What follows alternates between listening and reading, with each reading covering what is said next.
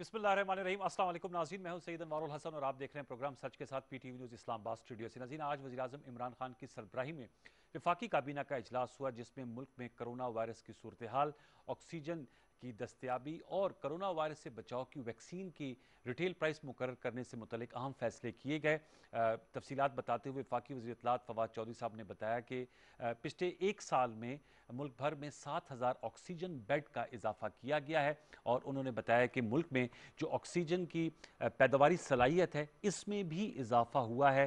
पिछले साल अगर ये जो उनके मुताबिक 484 मेट्रिक टन इसकी प्रोडक्शन हो रही थी, इसको बढ़ाकर, इस इस्तेदाद कार को बढ़ाकर 792 मेट्रिक टन पर लाया गया है। और वज़ीर इत्तलात का ये भी कहना था कि काबीना इजलास में फैसला किया गया कि अगर कोरोना वायरस, जो कि उन्होंने कहा सूरत हाल क्राइसिस सिचुएशन है, पैनिक सिचुएशन नहीं है, लेकिन जो इन्फेक्शन है इसकी शरह में इजाफा जारी है, कमी वाक़या नहीं हो रही। और अगर ऐसी सूरत हाल खुदा न खास्ता बनती है तो फिर चूँकि आपके इल्म में है कि उसके लिए ऑक्सीजन की दस्तियाबी बहुत एक नागुज़ीर जुज़ है, उसके लिए जो 500 मेट्रिक टन इस वक्त हॉस्पिटल्स के लिए डेडिकेट की गई है और बाकी जो इंडस्ट्रीज़ को मिल रही है, इंडस्ट्रीज़ की ऑक्सीजन सप्लाई को रोक के अस्पतालों को डाइवर्ट कर दिया जाएगा। अगर सूरत हाल खुदा न खास्ता इससे भी बेकाबू होती है तो फिर चाइना और ईरान से ऑक्सीजन इंपोर्ट कराई जाएगी। जहाँ तक जो कोरोना वायरस वैक्सीन की रिटेल प्राइस है, वो भी वफाकी काबीना ने उसके सिलसिले में मंजूरी दी है। अहम फैसले हुए क्योंकि सूरत हाल अभी भी संगीन है। कोरोना वायरस के हवाले से 142 अमवात पिछले 24 घंटों में हुई हैं। तो काबीना के जो अहम फैसले इस हवाले से ज़रूर गुफ्तगू करेंगे। फिर पॉलिटिकल सिचुएशन के हवाले से सियासी मंजरनामे पे आज एक अहम मुलाकात थी, जिसकी काफ़ी हाइप बन गई थी। जहांगीर तरीन साहब, जो पाकिस्तान तहरीक इंसाफ के सीनियर रहनुमा हैं, उनके खिलाफ केसेस चल रही हैं और इस हवाले से हमने देखा कि अरकान कौमी और सूबाई असम्बली, जिनका नरम गोशा है जहांगीर तरीन साहब के हवाले से, उन्होंने मुतालबा किया था कि वज़ीर-ए-आज़म पाकिस्तान से मुलाकात कराना चाहते हैं और इस मुलाकात में उनके मुताबिक जो जहांगीर तरीन साहब के साथ नाइंसाफ़ी हो रही है या एहतिसाब के हवाले से उनको जो खदशात हैं, उनसे वज़ीर-ए-आज़म को बेनफ़्स नफ़ीस आगाह करना चाहते हैं। तो आज इस सिलसिले में मुलाकात हुई वज़ीर-ए-आज़म पाकिस्तान से, मेंबरान कौमी और सूबाई असम्बली की। मुलाकात के बाद मीडिया से भी गुफ्तगू की। राजा रियाज साहब जो ज़्यादातर गुफ्तगू करते हैं MNA, और उन्होंने कहा कि प्राइम मिनिस्टर साहब ने यकीन दहानी कराई है कि वो किसी के साथ नाइंसाफ़ी नहीं होने देंगे, लेकिन कानूनी कार्रवाई अगर किसी के खिलाफ बन रही है और कोई मुलविस पाया जाता है तो जो है वो उनका हमायती हो या मुखालिफ हो,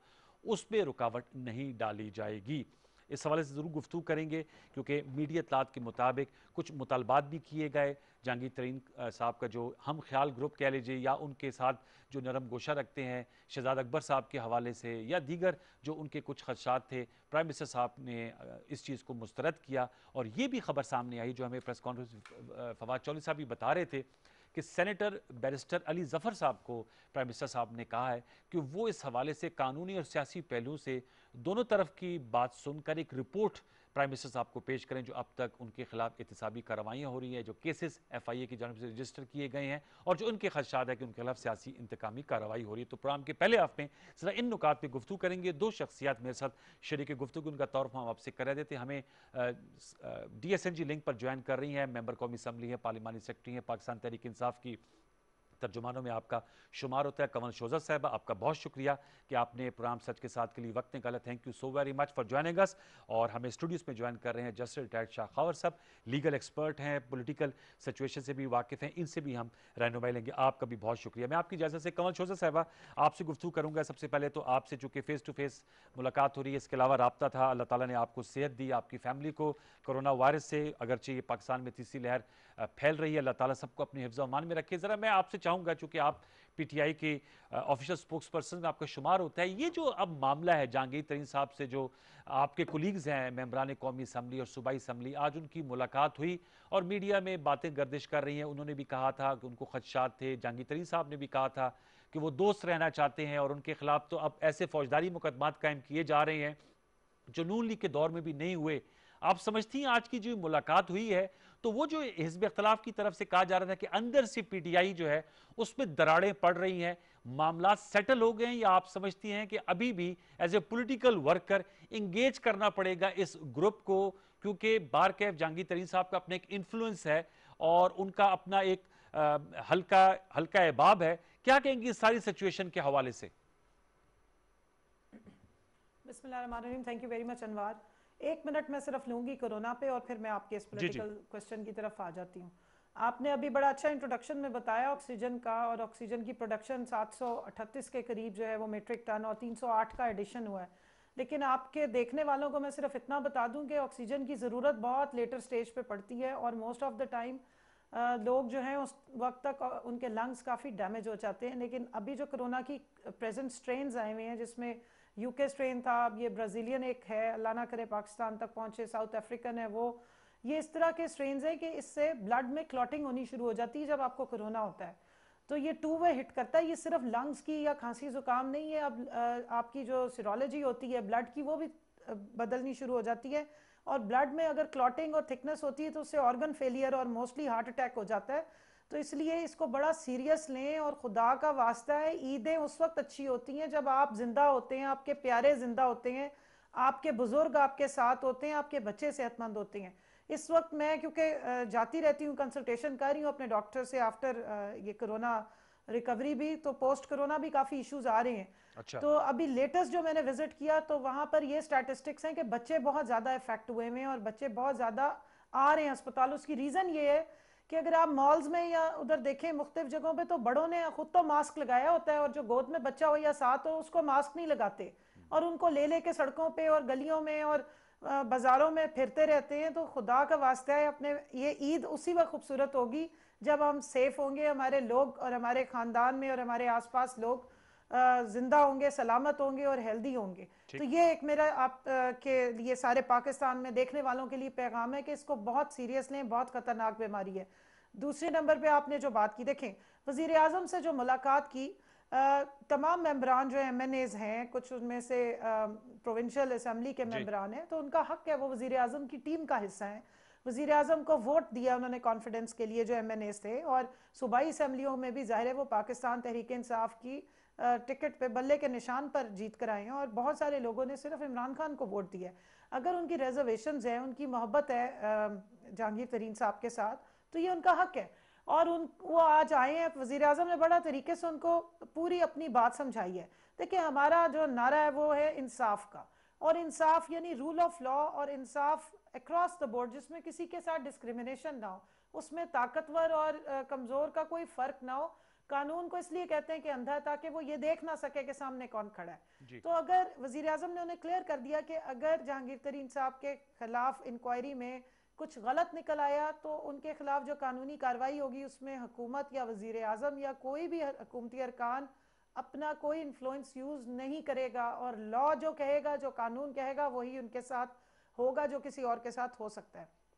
लेकिन अगर कोई गलत इंक्वायरी या कोई ऐसे मामला चल रहे हैं कि जिसमें कोई और इन्वॉल्वमेंट है, तो उसको ज़रूर एड्रेस किया जाएगा, और ये उनका हक है कि उनके खिलाफ कोई इस किस्म की कार्रवाई ना की जाए। जहाँ तक कहा कि जी पीटीआई आपस में टूट पड़ी है, देखिए पीटीआई में चेयरमैन एक ही है, इमरान खान, और उनके ख़ानदान में कोई बड़ा भाई, छोटा भाई, बड़े भतीजे, छोटे भतीजे और बेटी का और इस तरह के ठीक। इनहेरिटेंस के मामला नहीं ना। हमारी पार्टी मौरूसी है जिसमें हमने आगे पार्टी की चेयरमैनशिप या पार्टी की भागदौड़ में 10 अपने रिश्तेदारों को बिठाना है। यहाँ पे छोटे मियाँ साहब बड़े मियाँ साहब वाली डिवाइड नहीं है, यहाँ मरियम बीबी शहबाज शरीफ और हमजा शहबाज वाली डिवाइड नहीं। इधर तो एक चेयरमैन है और बाकी पूरी हिरारकी, और आपको पता है उनमें से कोई एक भी बंदा जो हमारे ओहदेदारान है वो लेकिन कमल वजीर साहब, आजम के कटकलाने के रिश्तेदार लिए नहीं माजर, है, आपने ठीक सारे कहा पोलिटिकल कि कोई वर्कर्स हैं। ऐसा पीटीआई में ये इस तरह की क्लीवेज नहीं, लेकिन हमने ये वाजे तौर पे देखा कि ऑफ लेट जहांगीर तरीन साहब इन मेम्बरान को लेकर एक ही वैन में आते हैं, फिर गुलपाशी होती है जब वो पेशियों के लिए जाते हैं, वहां पर बयानात दिए जाते हैं, तो एक पॉलिटिकल पोस्चरिंग तो हो रही है ना। You agree with me? और जो बयानात दिए जाते हैं वो यही किया देखिए जाता है कि जी हम एमएनएज इनके हैं, खिलाफ जो इंतकामी कार्रवाई नहीं होने देंगे। तो एक प्रेशर ग्रुप, एक प्रेशर टैक्टिक्स तो है ना ये पॉलिटिक्स में।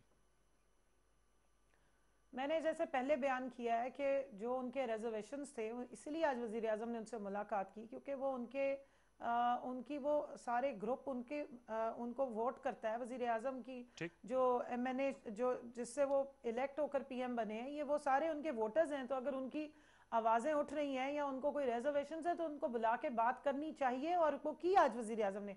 लेकिन जो मैसेज था वो लाउड एंड क्लियर है ठीक। कि कोई फेवरेटिज्म या कोई आउट ऑफ लॉ या आउट ऑफ कॉन्स्टिट्यूशन कोई इस तरह की फेवर्स जो है वो नहीं दी जाएगी, तरीन साहब को ठीक नहीं है। दी जरा जाएगी। इस पे कंवल साहब मैं दोबारा लौट के आपके साथ पास मैं सिर्फ इतना बता दूं, जी, जी। एक सेकंड सिर्फ अनवार एक लास्ट जुमला सुन लें। जी। अगर तरीन साहब के पास सारे शवाहिद और सब कुछ मौजूद है तो फिर उनके साथ कोई ज्यादती भी नहीं होने दी जाएगी। तो ये और उनको चाहिए कि वो जो कॉम्पिटेंट फोरम्स हैं उसमें एक तो न्यूट्रलिटी होनी चाहिए, ये बात इंश्योर की जाएगी। दूसरी बात ये कि वो अपने सबूत दें तो उनके साथ इंसाफ होना चाहिए, और जब तक वो उनके केसेस कंक्लूड नहीं होते हम उन्हें ना मुजरिम कह सकते ना कसूरवार कह सकते। तो इसलिए डिवाइड तो कोई नहीं है, रिजर्वेशन जरूर हो सकती है और उनको एड्रेस किया जा रहा है, किया जाएगा। मैं शखावत साहब आपसे जानना चाहूंगा, ये हमारा एहतसाब एक होना जरूर चाहिए और करप्शन भी पाई जाती है पाकिस्तान में, लेकिन जिसके खिलाफ एहतसाब होता है, चूंकि आप बेंच का भी हिस्सा रहे हैं और अब बार का हिस्सा, मैं आपसे जानना चाहूंगा जिसके खिलाफ एहतसाब हो रहा था वो कहती है एहतसाबी इंतकाम हो रहा है। जहांगीर तरीन साहब की मिसाल ले लें, इससे पहले जितने भी शहबाज शरीफ साहब हैं, आसिफ जरदारी साहब, या जिसके खिलाफ भी होता है वो कहते जी हमारे खिलाफ जो इदारे हैं FIA पे उनको तहफ़्फ़ुज़ात होते हैं, नैब की कार्रवाई पर। मैं आपसे जानना चाहूँगा कैसे गैर मुतनाज़ा अंदाज में एहतसाबी कार्रवाई को आगे बढ़ाया जा सकता है? देखिए अनवर साहब, बात यह है कि सबसे बड़ा प्रॉब्लम ये है कि जो हमारे एंटी करप्शन के इदारे हैं जी, जिनका काम है उनका तदारक करना, वो या तो फेडरल इन्वेस्टिगेशन एजेंसी है या सूबाई एंटी करप्शन एस्टेब्लिशमेंट्स हैं या नैब है जी। अब प्रॉब्लम यह है कि उनकी जो कारकर्दगी है या उनकी क्रेडिबिलिटी और इंटेग्रिटी वो अबव बोर्ड नहीं है। उसके बारे में लोग हमेशा उनकी कारकर्दगी या उनकी इस्तेदाद कार या उनके जो कैपेसिटी है इन्वेस्टिगेशन करने की, उस पर काफ़ी एतराज़ात होते रहते हैं। तो सबसे ज़रूरी बात मैं समझता हूँ ये है कि इन इदारों को वाकई सही मानों में इदारे बनाया जाए, ठीक है, जिनका एतमाद पूरे अवाम पे हो, सारे इदारों पे हो, और कोई ऐसी ज़रूरत महसूस ना हो कि एक अपनी ही पॉलिटिकल पार्टी के पार्लियामेंटेरियन का एक ग्रुप जो है वो वज़ीर आज़म पाकिस्तान से मिले और उनसे ख़दशात का इजहार करे, और वज़ीर आज़म भी उनको इंश्योर करें कि किसी के साथ ज़्यादती नहीं होगी। तो उसका मतलब ये है कि कहीं ना कहीं ज़्यादती का कोई एलिमेंट ज़रूर मौजूद है। तो इसलिए तो उनको खदशात पैदा हुए और उसके उनको ऑडियंस भी मिली, और ऑडियंस भी मिली। जहाँ तक पॉलिटिकल अच्छा, पार्टीज़ के अंदर जी। ये जो मैं समझता हूँ कि ये एक थोड़ा सा इतना जो एक क्रिएट हुआ सीन कि जहांगीर तरीन साहब के जो पार्टी के अंदर जो उनके हिमायती थे, उन्होंने एक सॉलिडेरिटी का उनके साथ मुजाहरा किया और फिर उन्होंने प्राइम मिनिस्टर पाकिस्तान के साथ मुलाकात के लिए टाइम मांगा जो दे दिया गया। मैं समझता हूँ कि ये बहुत पहले हो जाना चाहिए था। उसकी वजह ये है कि इससे पहले भी आपने देखा होगा कि पाकिस्तान तहरीक इंसाफ के बहुत अहम लीडरान, उनके ऊपर नैब के केसेस बने और वो अरेस्ट भी हुए। आपने देखा होगा कि अब्दुल अलीम खान साहब जो हैं वो सीनियर मिनिस्टर थे पंजाब के, उनके ऊपर नैब का केस बना, वो अरेस्ट हुए, उन्होंने फिर अपनी वजारत छोड़ी। इसके अलावा सिप्तैन खान साहब थे जो कि वज़ीर थे, उन और वो they are still part of the party. मैं ये समझता हूँ कि लीडरशिप को भी उनको ये इंश्योर करना चाहिए कि जिसके खिलाफ भी कोई एलिगेशन है वो बिल्कुल उस प्रोसेस से निकले। अगर वो उससे क्लीन चिट मिलती है और वो वहाँ से उनको जो है वो उनकी पोजीशन विंडिकेट होती है तो वापस आके they can be part of the system. एक तो ये तो आपने दूसरी चीज आपने कहा कि इदारों की जो इस्तेदाद कार पर भी सवालात उठाए जाते हैं, लेकिन हमने देखा कि बाज़ दफ़ा इदारों में जो मुतल्लिक अफसर होते हैं उनसे भी इश्यूज हो जाते हैं, अगर वो अच्छा काम कर रहे हैं या फिर वो बुरा काम कर रहे हैं, और ये भी बात आती है कि जी इनको हटाया जाए, फलां को इन्वेस्टिगेशन टीम का हेड बना जाए और फलां हमारे लिए काबिल जी, ये बड़ा इंपॉर्टेंट सवाल है। ये मैं आपको बताऊं, और इस केस में भी खबरें आ रही हैं कि जो डॉक्टर रिजवान साहब से है कि जो उनको हटाया जाए, जो चीनी की ज्वाइंट इन्वेस्टिगेशन टीम के सरबराह। देखिए मैं अनवर साहब एक बात बताऊं, ये जो कोई भी कानून है, मसलन FIA है, FIA एक्ट है 1974, अच्छा, उसके रूल्स हैं 2002 में बने हैं, उससे पहले उसकी SOPs थी। अच्छा, अब रूल्स जो है वो प्रोसीजर अडॉप्ट बताते हैं कि किसी को आपने अगर किसी के खिलाफ शिकायत आई है एंटी करप्शन की या जो FIA के शेड्यूल ऑफेंसेस हैं तो उसका एक तरीकाकार है। FIA जो है उसमें पहले एक बाकायदा किसी के खिलाफ भी FIR काटने से पहले उनकी एक प्रिलिमिनरी इंक्वायरी का एक प्रोसीजर मौजूद है। अच्छा, वो 2-3 स्टेजेस से गुजर के उसकी चान पटक करके तो फिर फाइनली उनकी जो कॉम्पिटेंट अथॉरिटी है वो अप्रूवल देती है कि इनके खिलाफ प्रोसीड किया जाए या उनके खिलाफ FIR काटी जाए। अब खराबी कहाँ पैदा होती है कि जहाँ पे आपके रूल्स जो हैं वो कुछ और बात करते हैं और आप जैसे चीनी का स्कैंडल था, बहुत बड़ा स्कैंडल था जिसमें लोगों की बड़ी कंसर्न्स थे। मैं ये समझता हूँ कि उनको FIA रूल्स 2002 जो हैं उन्हीं के तहत ही जांचा जाता है, इसके ऊपर कोई जॉइंट इन्वेस्टिगेशन एक्स्ट्रा ऑर्डिनरी ना बनानी पड़ती। अच्छा, जब आप इस तरह की रूल से हट के over and about the rules and law इस तरह की जॉइंट इन्वेस्टिगेशन टीम बनाएंगे, फिर उनकी रिकमेंडेशंस होंगी उसके मुताबिक, तो वो आपके अपने रूल्स बाईपास होंगे। तो मैं समझता हूँ कि तमाम चीज़ों को अपने लॉ और प्रोसीजर के बिफोर आई गो मुताबिक टू चलने कमल दें। शोजन साहब, अगर GIT ना बनाई जाए और सिर्फ FIA पे बिल्कुल, तकिया किया जाए, क्या एग्जैक्टली, FIA इतनी इफेक्टिव है कि वो नतीजा खेज इन्वेस्टिगेशन कर बिल्कुल पाएगी? बिल्कुल कर सकती है। उसकी वजह मैं आपको कोई बताता माजी में ऐसी हूँ। मिसाल जी है? जी जी बिल्कुल है, मैं आपको बताऊं, क्योंकि उसका जो तरीकाकार है अगर उसको प्योरली अडॉप्ट किया जाए। देखिए, FIA मैं समझता हूँ कि उसमें उसकी जो अच्छे ओहदों पे लोग बैठे हुए हैं, मुख्तलिफ डायरेक्टर्स हैं, इन्वेस्टिगेशंस के हैं, वाइट कॉलर क्राइम के हैं, ह्यूमन स्मगलिंग के हैं, उसमें हमने देखा है कि वो ज़्यादातर पुलिस से डेपुटेशन पे आते हैं और बड़े ट्रेंड होते हैं। अच्छा, और वो उनकी ट्रेनिंग्स भी होती है। मैं खुद ऐसे कई अफसरान को जानता हूँ जो है पुलिस सर्विस के लोग हैं, जी, लेकिन FIA में डेपुटेशन पे ठीक, आए हुए हैं। वो बड़ा अच्छा काम कर रहे हैं, बड़ी साइंटिफिक बुनियादों पे जो है वो तफ्तीश करते हैं ओके, और किसी भी केस को मंतकी अंजाम तक पहुंचाने पहुंचाते की हैं। अहलियत रखते हैं। जी कमल बिल्कुल साहब, रखते मैं हैं। एक आपसे जरूर सवाल करूंगा। जाहिर बात है, एहतिसाब आपका नारा है और आज भी वज़ीर आज़म साहब के हवाले से ये बयान आ रहा था कि प्राइम मिनिस्टर साहब ने कहा कि ये जो आज जिस वफ्त ने उनसे मुलाकात की, प्राइम मिनिस्टर साहब का कहना था कि ये लेट, इन्होंने बाद में PTI ज्वाइन की, तो PTI की जो मेन नजरियाती बुनियाद है, असास है, वो ये है कि एहतिसाब और इंसाफ। अब ये एक टेस्ट केस बन गया है मेरे ख्याल में, मीडिया की और आपकी सियासी मुखालफिन की नज़रें मरकूज़ है जहांगीर तरीन साहब के खिलाफ जो इंक्वायरी होती है, क्योंकि वो तो आज भी राजा रियाज साहब अगरचे वो कह रहे थे कि प्राइम मिनिस्टर कप्तान है, उनके चेयरमैन हैं, लीडर हैं और उनके साथ खड़े हैं, लेकिन साथ में उन्होंने कहा अब जो अगली पेशी होगी उसमें भी हम ये 30 हैं या 40 की तादाद में जहांगीर तरीन साहब के साथ इकट्ठे होकर वहां पर जाएंगे। तो ये एक टेस्ट केस है कि प्राइम मिनिस्टर साहब जैसे कहते हैं कि कम वक्त में मैं NRO नहीं दूंगा, तो जहांगीर तरीन साहब के खिलाफ भी जो इंक्वायरी है, देखा जाएगा एक एक स्टेप को कि ज्वाइंट इन्वेस्टिगेशन टीम के सरबराह को हटाया जा रहा है, नहीं हटाया जा रहा। शहजाद अकबर साहब के हवाले से अगर इस ग्रुप को कुछ खदशात हैं, क्या उनको हटाया जा रहा है या उनको रखा जा रहा है? तो एक टेस्ट केस बन गया है मौजूदा हालात में, क्या कहेंगी आप? देखें, ये टेस्ट केस वाकई बन गया है। पहले भी जब ये चीनी का कमीशन की रिपोर्ट आई तो आपने देखा होगा कि अपोजिशन ने एक सबसे बड़ा नारा उन्होंने बुलंद किया कि जी आप देखते हैं कि तरीन साहब को किस तरह से ये इनको अकाउंटेबल करते हैं। तरीन साहब उस वक्त बीमार थे, वो अपनी कंसल्टेशन के लिए, अब इलाज के लिए लंदन गए, तो बहुत शोर होगा, आपने सुना कि जी उनको NRO दे दिया, बल्कि आपके प्रोग्राम में भी इस तरह मैंने पार्टिसिपेट किया था तो वहाँ यही बात की जा रही थी। जी, जब वो वापस आए तो उन्होंने कहा जी इनको NRO दे के वापस बुलाया गया, इनसे डील हो गई है। अब जब उन पे FIR कटी तो सबसे ज्यादा आपने देखा कि उनकी हमदर्दी और उनके लिए रोना किनके निकल रहे थे, वो भी ऑपोजिशन से आ रही थी। लेकिन अब मैं आपको सिर्फ जो अभी शाखावर साहब बात कह रहे थे मैं उसको इंडोर्स करूंगी कि जब इदारों में रीवैम्पिंग की बात की जाती है, इदारों को स्ट्रेंथन करने की बात की जाती है और जो उनके अपने रूल्स हैं उसके मुताबिक अगर वो चलना शुरू हो जाते हैं, उस वक्त भी हमारी अपोजिशन को इस पे प्रॉब्लम हो जाती है। फॉर इंस्टेंस नैब के बारे में बात की कि इस पे अमेंडमेंट्स लेकर आते हैं, तो उन्होंने ये 34 अमेंडमेंट्स अपनी पेश कर दी कि हमारे सारे केसेस जो है हमारी जो ऊपर लीडरशिप है उसके खत्म हो जाए। तो जहाँ पर इदारों को स्ट्रेंथन करना और खासतौर पे जो फेडरल के अंडर है वो प्राइम मिनिस्टर साहब उस पर उनकी पूरी नज़र है। और जाहिर है ब्यूरोक्रेसी भी और ये तमाम मुलाजमीन जो हैं वो सारे एक जैसे तो नहीं है, लेकिन है काफ़ी अरसे से, तो इनकी किस तरीके से कैपेसिटी बिल्डिंग होनी चाहिए। FIA काफ़ी अच्छा काम कर रही है, क्योंकि मैं 2 ऐसी कमेटीज़ को हेड कर मैं पार्टिसिपेट करती हूँ स्टैंडिंग कमेटीज़ में, जिनके साथ जिसमें FIA का बहुत ज़्यादा लेना देना है। तो वो अपने आहिस्ता आहिस्ता अपने मामलात को, उनके इदारे को जो चीज़ों की ज़रूरत है वो हम दे रहे हैं।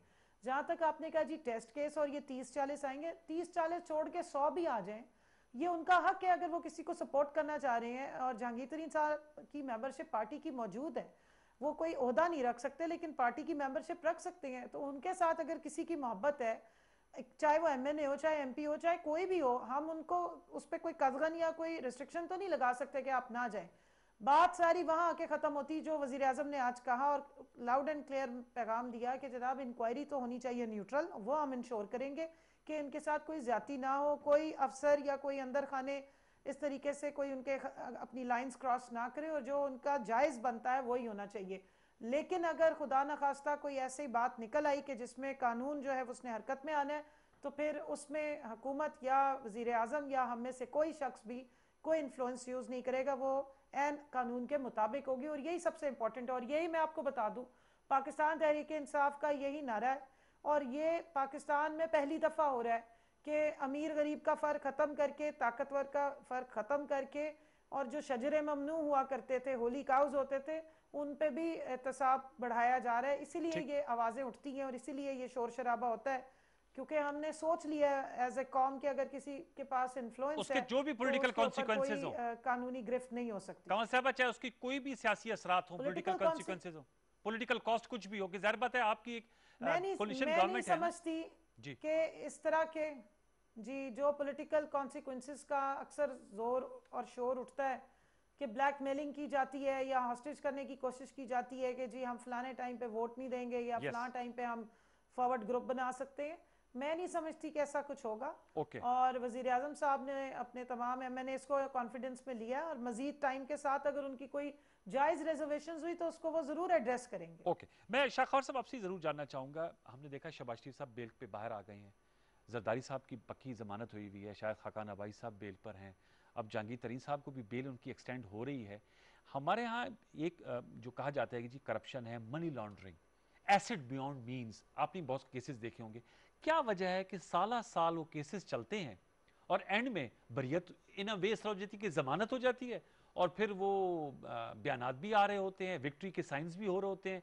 तो जो नाकिद हैं, जो नाकिदीन है, वो कहते हैं जी एक तरफ ये बयानिया है कि करप्शन है, पाकिस्तान में पैसा लूटा गया, जिन पे इल्ज़ाम लगता है उनको जमानतें मिल जाती हैं और वो अपनी पॉलिटिकल एक्टिविटीज़ भी जारी रखते हैं। देखिए अनवर साहब, मैं फिर वही बात करूंगा, उसका फिर दोबारा ले दे के बात वहीं पे आएगी कि अगर चीज़ों को नॉर्मल कोर्स में होने दिया जाए। उससे आपकी क्या मुराद है? मैं आपको normal बताता हूँ जी। तो साल साल डेढ़ साल मुकदमे चलते हैं ना देखिए नॉर्मल बात ये है कि नॉर्मल कोर्स ये है कि जो प्रोसीजर रूल्स और लॉज में बताया गया है उसको अडॉप्ट करें, उससे कोई एक्स्ट्रा ऑर्डनरी और कोई बात ना करें। जीआईटीज आप कह रहे हैं ना बने। मैं कहता हूँ, देखिए जीआईटी का कॉन्सेप्ट सिर्फ है एंटी टेररिज्म लॉ में, बाकी कहीं पे भी नहीं है। मैं बड़े एहतराम के साथ अच्छा, कहूँगा ये जो कि पनामा केस में बनी और इवन केसेस मैं आपको बताऊं, क्योंकि मैं खुद कानून का अदना तालिब इल्म हूँ, ये जो JITs इवन सुपीरियर कोर्ट्स भी बनाती, ये भी नहीं बनानी चाहिए उनको।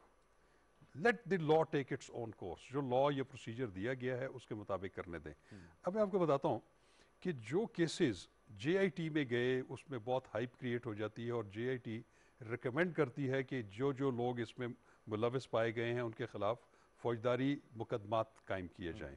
तो इसका मतलब है कि एक उनके जो प्रोसिक्यूटिंग एजेंसी है उन पे एक ऑब्लिगेशन आ गई है कि उन्होंने इनमें से किसी न किसी को या कुछ लोगों को तो उनके खिलाफ अपने FIRs काटनी है। ठीक है। तो जब ऐसी FIRs जो कि फरमाइशी बुनियादों पर काटी गई हों या किसी JIT की सिफारिश पे काटी गई हों, तो उसमें अगर प्रॉपर प्रोसीजर अडॉप्ट नहीं हुआ हुआ तो उसका नतीजा ये निकलता है कि उस नतीजे में इन्वेस्टिगेशन जो हुई होती है और उसके नतीजे में जो FIR कटती है, और उसके बाद जब उसका जब चालान अदालत में पेश होता है तो फिर जब चीज़ें सामने आती हैं तो फिर अदालतों को फर्दर इंक्वायरी का केस डिक्लेयर करके उनको ज़मानत पर भी रिहा करना पड़ता है। तो इसलिए मैं समझता हूँ कि ये जितने आपने केसेस आपने बताए हाई प्रोफाइल केसेस है, इसमें जो नैब ने केसेस बनाए, एक तो ये है कि नैब ऑर्डिनेंस में एक कदगन है कि आपने 30 दिन के अंदर अंदर एक केस का जो आपने रेफरेंस फाइल किया उसका फैसला होना है, नहीं होता। काफी अरसा नहीं फाइल होते रेफरेंस। अब होता क्या है कि शहबाज शरीफ कभी तक नहीं अभी मैं आपको बताऊं, अब आप छोड़ दें, अपोजिशन को छोड़ दें, आप मैं PTI के ही रहनुमा जो हैं अलीम खान साहब की और सिप्तैन साहब की बात करूंगा। अगर आप उनको जो हाई कोर्ट ने जमानतें दी हैं और उसमें जो वजूहात लिखी हैं, अगर आप वो पढ़ लें तो आपको अंदाजा होगा कि उन्होंने नैब के ऊपर कितनी तनकीद की और किस वजह से उनको जमानतें दी।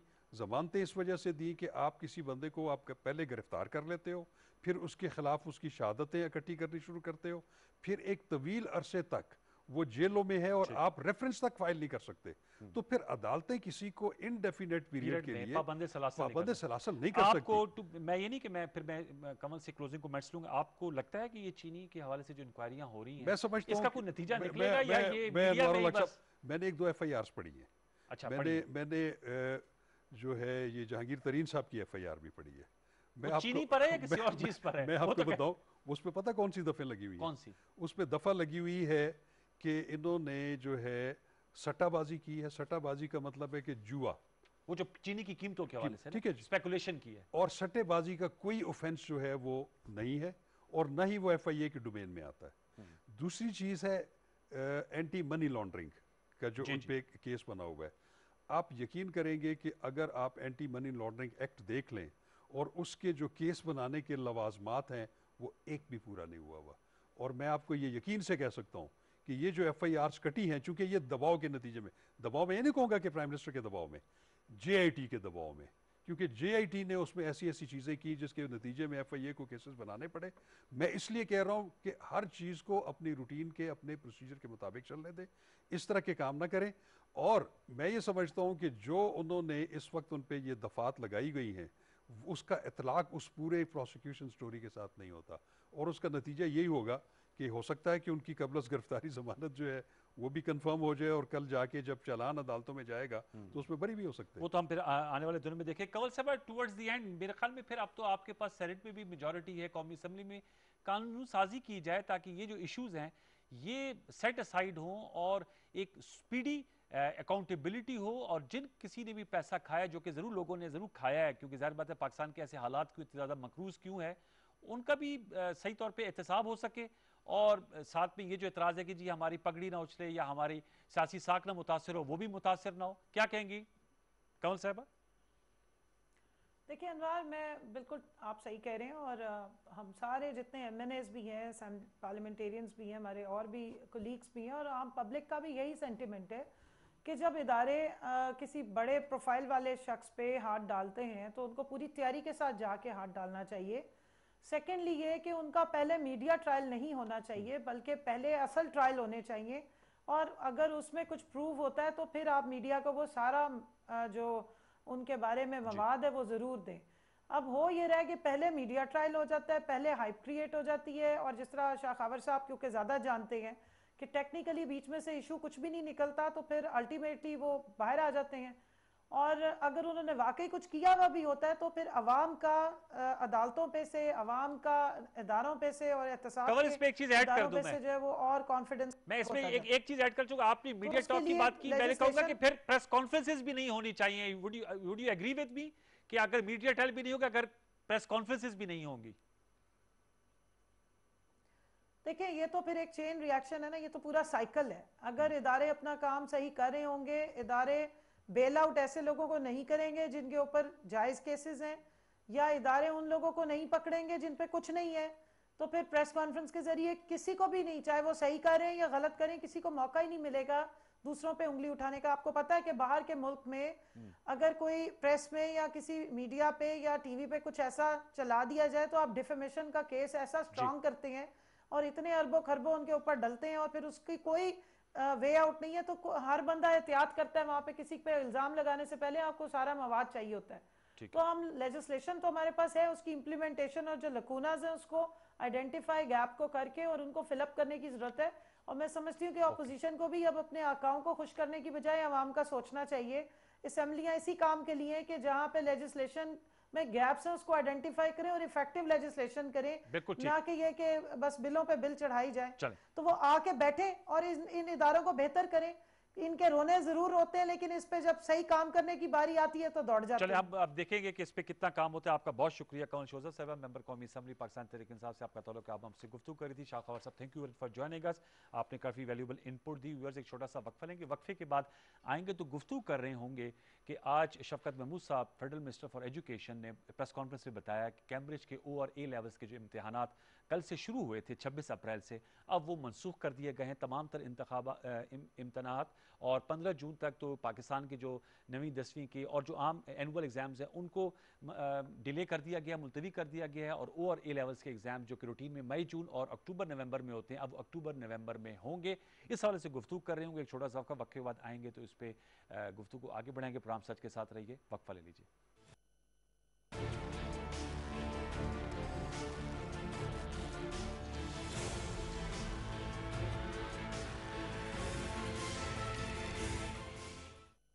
बेहतर पाकिस्तान, मगर कैसे? मुल्क में नई यूनिवर्सिटीज फंड्स में कमी के बाइस नहीं बन पाती। इसकी वजह है सिगरेट की फरोख्त पर सालाना 77 अरब रुपए की टैक्स चोरी। 200 से ज्यादा ब्रांड्स 20 से 40 रुपए में बिकते हैं, जबकि एक पैकेट की कम से कम कानूनी कीमत 63 रुपए है। अगर ये टैक्स चोरी ना हो तो हम हर साल 22 नई यूनिवर्सिटीज बना सकते हैं। अब खसारा बस खुदारा।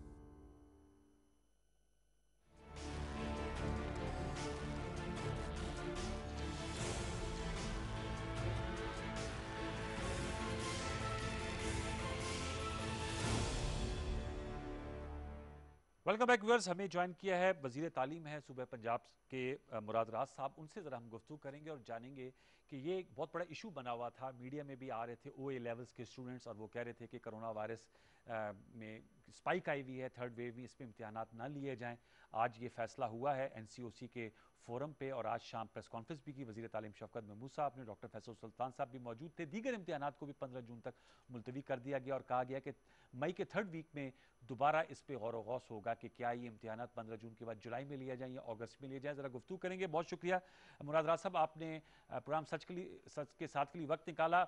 आखिर कहा जाए तो सुनी गई उन तलबा की, उनके वालदैन की जो कह रहे थे OA लेवल्स के इम्तिहानात ना लिए जाएं, इस रीजन में भारत बांग्लादेश में भी नहीं लिए जा रहे। सर क्या वजह बनी? कल तो पहला पर्चा हो गया, इतना लेट जाके डिसीजन क्यों कर किया गया? वजूहात जान सकते हैं सर हम? तो देखें, क्योंकि सिचुएशन इतनी फ्लूइड है जी। कि सिचुएशन डे टू डे देखी जा रही है, वीक टू वीक देखी जा रही है, और आपको पता है कि केसेस जो हैं वो बढ़ रहे थे, और हमने जब ये फैसला किया था कि एग्जाम होने चाहिए, उस वक्त हम समझ रहे थे कि मेरे ख्याल से पॉसिबल हो जाएगा, but at the end of the day हम नहीं रिस्क कर सकते अपने बच्चों की जिंदगियां और उनकी फैमिलीज की, सो इसलिए वी मेड द डिसीजन कि नहीं, ये नहीं होना चाहिए। तो मुराद साहब सवाल यही था, मैं एसटी आपसे जानना चाहूँगा। ज़ाहिर बात है आप लोग बेहतर पोजीशन में होते हैं, आप लोगों को ज़्यादा पैटर्न का पता चल रहा है, लेकिन हम देख रहे थे ये थर्ड वेव की जो स्पाइक है ये तो अप्रैल के आगाज़ से शुरू हो गई थी, तो अब जाकर ये फैसला किया गया। तो ये अब जो है एक ये भी आ रहा था, क्योंकि सोशल मीडिया पे इस पर बहुत ज़्यादा बातचीत हो रही थी कि अगर असेसमेंट या ग्रेड्स की बुनियाद पर दे दिया जाए उन स्टूडेंट्स को तो फिर अक्टूबर नवंबर में इम्तिहानात नहीं दिए जाएंगे, या जिनके A2 के एग्जाम्स हो रहे हैं उनका साल ज़ाया हो सकता है। लेकिन अब ये फैसला किया गया A2 इम्तिहानात देंगे और जो O लेवल और A1 वाले हैं वो अक्टूबर नवंबर में देंगे। इम्तिहानात ज़रूरी हैं, मतलब ये फैसला है। असेसमेंट स्कूल ग्रेड्स के असेसमेंट्स पे नहीं कैम्ब्रिज मार्क्स दे सकता। नहीं जी, वो हो नहीं सकता, क्योंकि पिछली दफा भी असेस ग्रेड्स थे, तो आप असेस ग्रेड्स के ऊपर असेस ग्रेड्स तो नहीं दे सकते। तो इसलिए कोई ना कोई पीछे मेरिट तो बना होना चाहिए, क्योंकि पिछले साल भी हमने बगैर एग्जाम्स के पास कर दिया था सबको। So there has to be some kind of a merit जिसकी वजह से आप उनको ग्रेड्स दें। तो आप ये कर नहीं सकते 2 दफा इन अ रो। तो एग्जाम तो देने पड़ेंगे A2 को, इसलिए क्योंकि अगर A2 वाले एग्जाम नहीं देते तो उनका साल जाया हो जाता है जी। तो वो एक बड़ी थोड़ी तादाद है जो कि बहुत छोटी है आउट ऑफ जो total O levels A levels के स्टूडेंट्स हैं। तो हम कम से कम उनको तो मौका दें, क्योंकि वो बहुत क्रिटिकल सिचुएशन में, हम नहीं चाहते कि उनका साल जाया हो। अब ये आज बताया जा रहा था 85,000 टोटल स्टूडेंट्स हैं और A2 वाले 21,000 बनते हैं।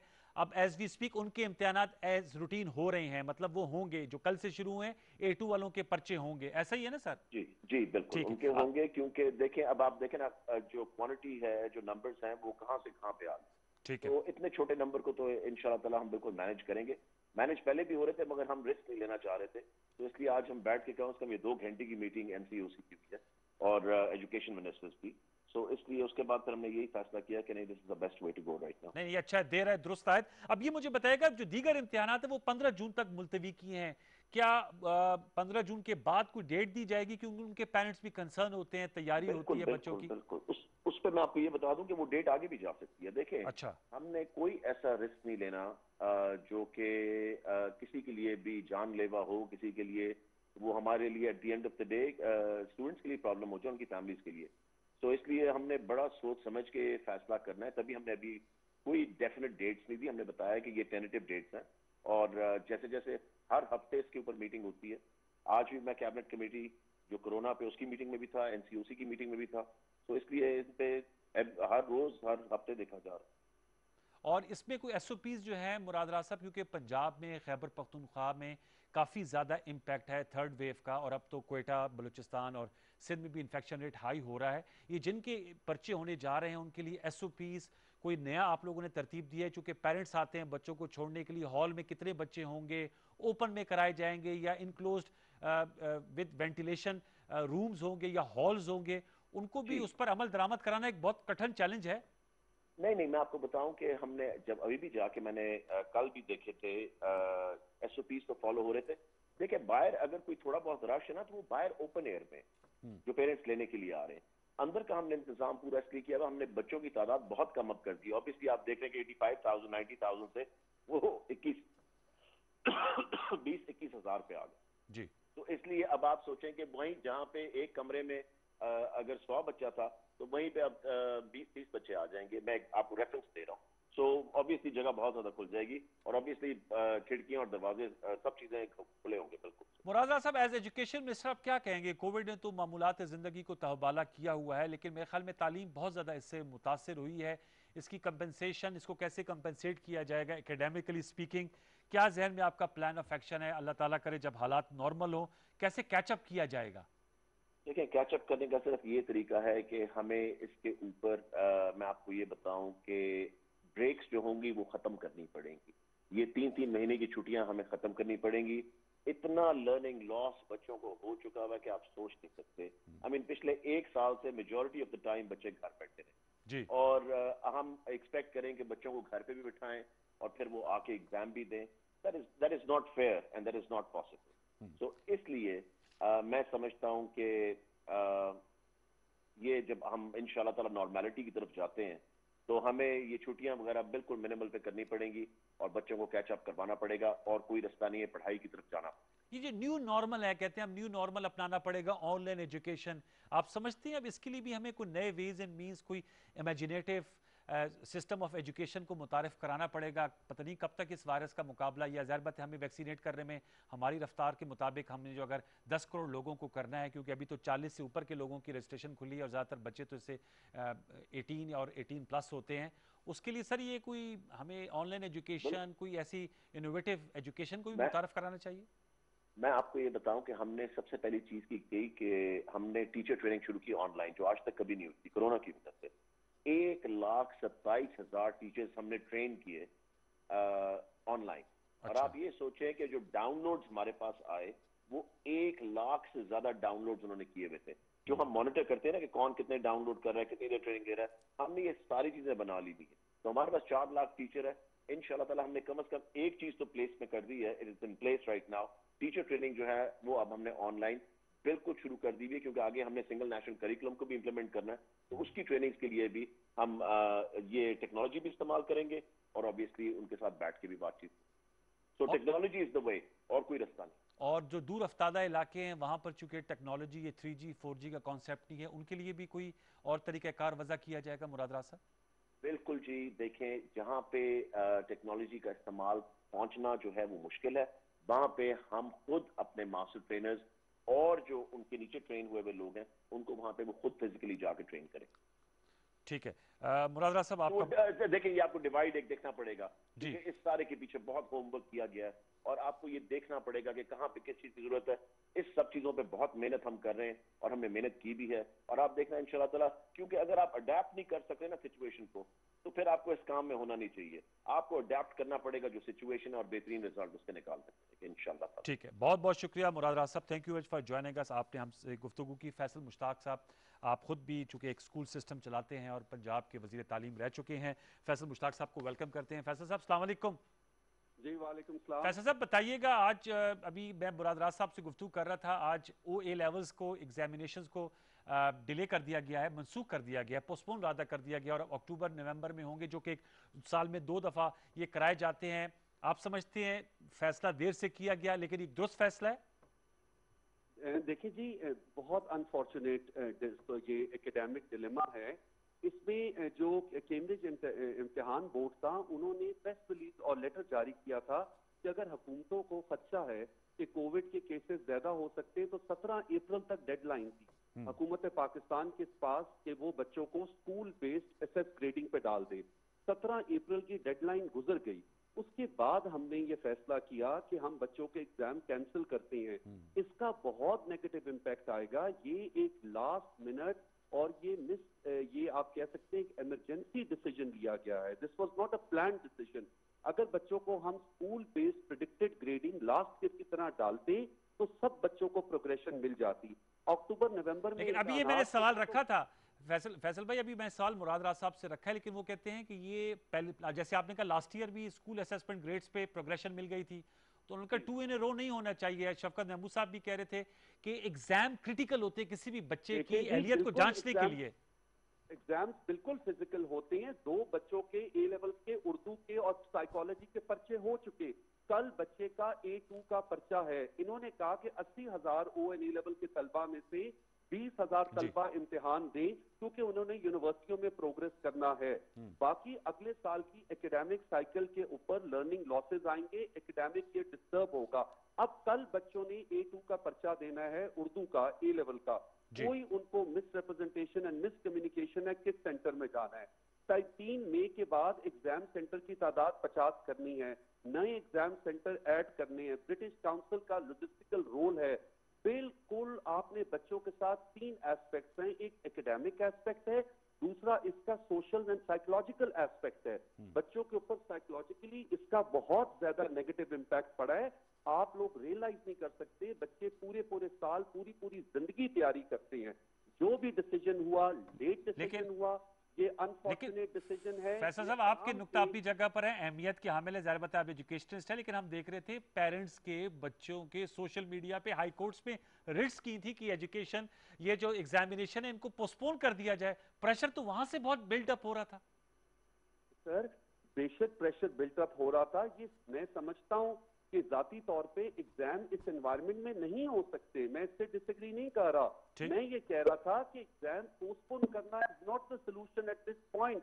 प्रेडिक्टेड ग्रेड्स पे बच्चों को 17 अप्रैल से पहले हम डाल देते, वो बेहतर डिसीजन था कैम्ब्रिज के इंटरनेशनल। ठीक है, वो बात तो हो गई। अब आप समझते हैं अगर असेसमेंट ग्रेड्स पे डाल दिया जाए तो वो अब डेडलाइन गुजर चुकी है जी कैम्ब्रिज की तरफ से, अब नहीं डाला जा सकता। ठीक है, अब बच्चों को अक्टूबर नवंबर में पर्चा देना होगा, जिसका रिजल्ट जनवरी 2022 में आएगा। उनकी अगले साल की पूरी इम्तिहानी साइकिल और पूरी जो एग्जाम सीरीज है वो डिस्टर्ब हो जाएगी। तो ये मुझे बताएगा फैसल साहब कि ये जो बरतानिया में नहीं लिए गए, भारत में नहीं लिए जा रहे, बांग्लादेश में, वहां पर स्कूल के ग्रेड्स पर दे दी गई असेसमेंट या वहां के पर्चे होंगे, उनके पेपर्स होंगे? नहीं जी, वहाँ असेसमेंट स्कूल बेस्ड ग्रेडिंग पे गए हैं, सारी कंट्रीज गई हैं, इंडिया गया है, नेपाल गया है, बांग्लादेश गया है।